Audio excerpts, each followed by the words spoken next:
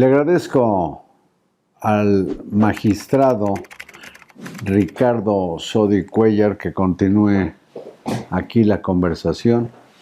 Muchas gracias, licenciado. Gracias a usted, don Carlos. En la plática de ayer, pues quedó planteada la necesidad, por los ejemplos que usted dio, de que los diputados en el Congreso mexiquense pues hagan algo para modificar esas leyes que parecen descabelladas, en que se castiga ¿con cuántos años a quien se robe 6 cervezas? 8 años, 6 meses la mínima. A quien comete un homicidio, 11 años. Y a quien se robe un coche 16. sin violencia. No, con violencia, pero la violencia puede ser moral, simplemente una amenaza. Verbal. O verbal, así es. Verbal. 16 años. 6 meses. Pero entiendo que usted está porque cada una de las entidades tenga su propio código penal. ¿Estoy bien? Así es. Y no está de acuerdo en que haya un Código Federal de Procedimientos Penales para todo el país. No estoy de acuerdo, porque somos un Estado federal. Y lo que pasa en Coahuila, lo que pasa en Baja California, lo que pasa en Chiapas, son fenómenos sociales diferentes. Y cada entidad federativa tiene que tener las herramientas legislativas para enfrentar su realidad local. ¿Puede usted regalarnos a la audiencia, a mí, algún ejemplo de lo que... Sí, claro. Por ejemplo, tenemos un ejemplo, cuando el Código de Procedimientos Penales se emitía localmente, había una figura que se llama el procedimiento abreviado. ¿Cuál es el procedimiento abreviado? Yo reconozco mi intervención en el hecho delictuoso y el juez pone la pena mínima reducida hasta en 1/3 y el juez podía graduar esa reducción dependiendo de las circunstancias. Sería el equivalente a vale más, es muy común entre abogados, un mal arreglo que un buen pleito. ¿Por qué? ¿Qué tal si el Ministerio Público no tiene suficientes pruebas o las víctimas no llegan a juicio o los testigos no se presentan? Pueden pasar muchas cosas. El problema está en que el Código Nacional de Procedimientos Penales dice que solo el Ministerio Público puede pedir el procedimiento abreviado. No lo puede pedir el justiciable, no lo puede pedir nadie más que el Ministerio Público. No lo puede imponer un juez. No lo puede imponer un juez. ¿A qué le parece, a qué le suena eso? Lo que no suena lógico a veces suena metálico. Y desgraciadamente, ¿qué ha pasado con el procedimiento abreviado? La estadística judicial demuestra que ha disminuido prácticamente a lo mínimo, cuando antes era un mecanismo rápido, fácil y muy eficiente de administrar justicia. Menos tardada o más expedita la impartición de justicia. Y podía reducir inclusive penas excesivas como las del robo. Se reducía el mínimo menos 1/3. Entonces ya la pena de 5 años, etcétera, cumplían 1 año, año y medio de prisión y tenían preliberación. Entonces, la administración de justicia era más eficiente y sobre todo más adecuada para una inserción social. Pero hoy ya no se puede. Es el Código Federal. Sí, se han presentado iniciativas de modificación para volver otra vez a... Sí, claro. Nada más que están dormidas en comisiones, no han sido dictaminadas. Hay 94 iniciativas de diferentes cambios. No son prioritarias políticamente. Claro que no, porque el Congreso no tiene una agenda nacional y en el Estado tenemos una agenda local.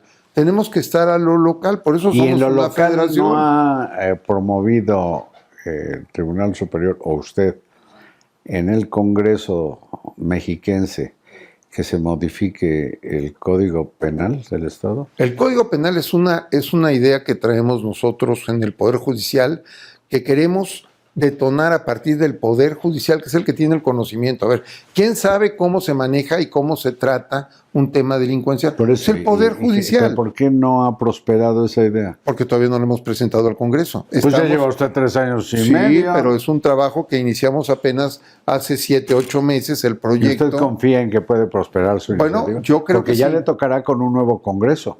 No, todavía no, porque el Congreso se renueva hasta el 24. Ah, no cambia más que solamente cambia gobernador o gobernadora.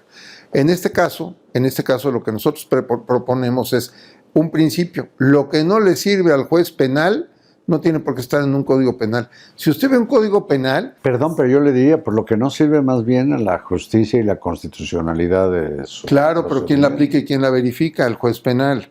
En consecuencia, Si usted ve un código penal, va a encontrarse que es un tratado de dogmática penal, que es delito. Conducta típica, culpable, punible, antijurídica. Muy bien.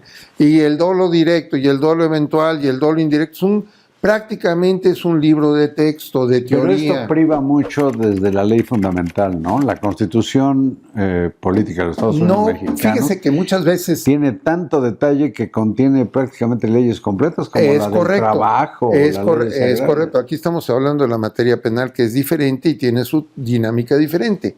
Vamos, los códigos penales no tienen por qué ser tratados de derecho penal. O sea, tenemos que pensar en el fenómeno delictivo y no tanto en el tipo penal. Tenemos que desarrollar conductas. ¿Qué es delito? Lo que la ley dice que es delito. ¿Y qué pena tiene? Pues tiene que tener la pena que en el mismo delito se establezca, haciendo un estudio sociológico con base en la experiencia de los jueces. Usted me dijo una cosa, consignaciones mal hechas.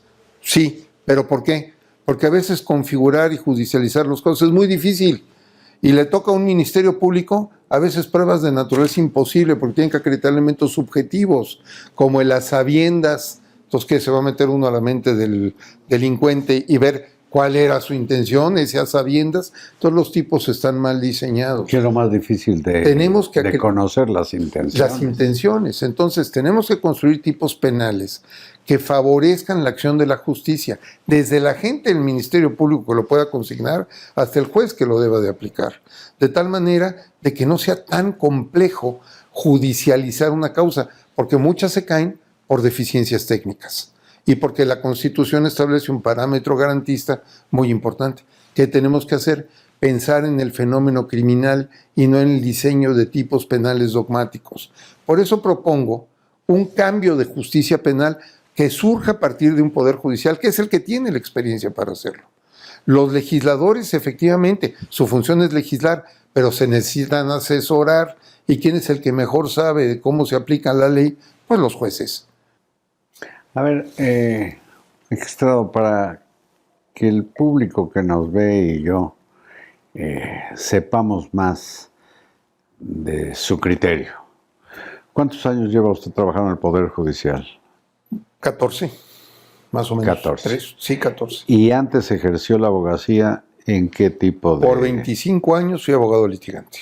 Abogado litigante. Sí. O sea, conoce de delito lo suficiente como para el tema. Conozco los dos lados de la moneda.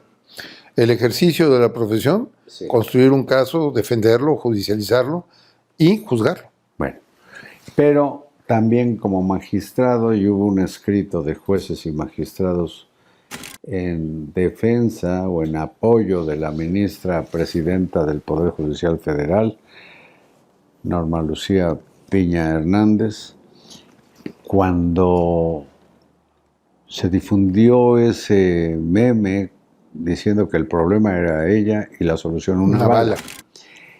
Y jueces y magistrados en su asociación condenaron el hecho y decía el presidente de la República que prácticamente lo culpaban a él. ¿Usted qué piensa de esto?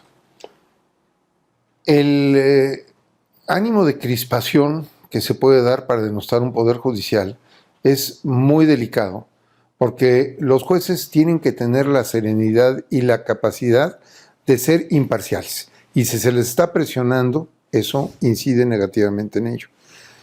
No es que sea el ejemplo el que cunde cuando desde la más alta tribuna del país se ataca a los jueces, se ataca su independencia, se ataca su criterio. No, se les dice los corruptos. Y se dice que... Muy bien, si son corruptos, que inicien una carpeta de investigación contra ellos y se lo demuestre. Alcahueta.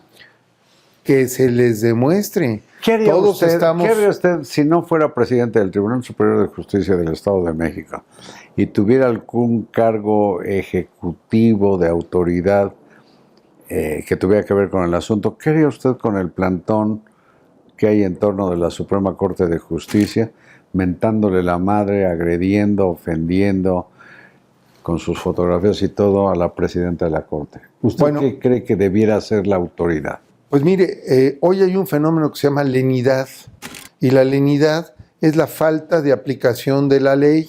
Pero pueden alegar Lo que tienen que libertad de hacer- expresión. Pues hay libertad de expresión, lo que no puede haber es una denostación, un escarnio, una calumnia pública. Es decir, la a autoridad una está persona. tolerando algo que no debiera permitir. La autoridad está tolerando lo que no debe permitir. Definitivamente yo estaría a favor de esa postura. Si es que yo me imagino que haría usted si allá en Toluca le tendieran un cerco que pusiera en riesgo físico inclusive a los empleados del Poder Judicial. Hemos resentido actitudes de ese tamaño y lo que he hecho yo es salir a hablar con los manifestantes, yo personalmente. Sí, pero imagínese a la ministra No presidenta es lo salir, mismo, no. capaz que la linchan físicamente. No creo que se atrevan. Honestamente no bueno, creo que se pero atrevan. ¿quién?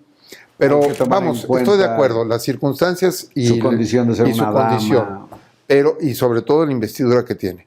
Pero sí intervenir a través de sus círculos de atención ciudadana y comentar, decir, oh, momento, injustamente me están atacando, estoy cumpliendo con mi deber. El único que tengo, ser garante de la Constitución. Si la Constitución dice esto y las leyes dicen otra cosa, pues aunque el Congreso las apruebe, se tienen que declarar Este piquete inconstitucionales.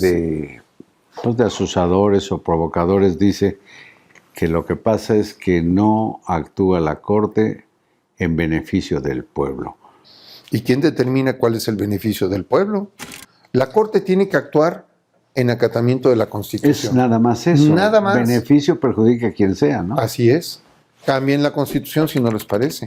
Pero si no, la Constitución debe ser el referente obligado de cada actitud, porque si no, ¿qué es la voluntad popular? Que además la ¿Lo que Constitución, alguien diga o la qué? Constitución es un documento, de hecho ahí está el proyecto de nación, Así es. diseñado pues, en los 100 y pico de años. Esa que es la lleva expresión de la voluntad Consti- popular. A través del Congreso. Esa es la expresión de la Y voluntad la Corte popular. no emite sus propias leyes, ni el Poder Judicial del Estado de México, sino lo que le mandan Así es. diputados y senadores. Las interpretamos y las aplicamos nada más. Pues es la palabra del presidente del Tribunal Superior de Justicia, don Ricardo Sodi, a quien le agradezco mucho que hayamos platicado acá. Tenemos una aproximación, cuando menos, a una de las entidades. Muchas gracias, Gracias. abogado. Gracias, don Carlos Marín. Gracias y buenas noches.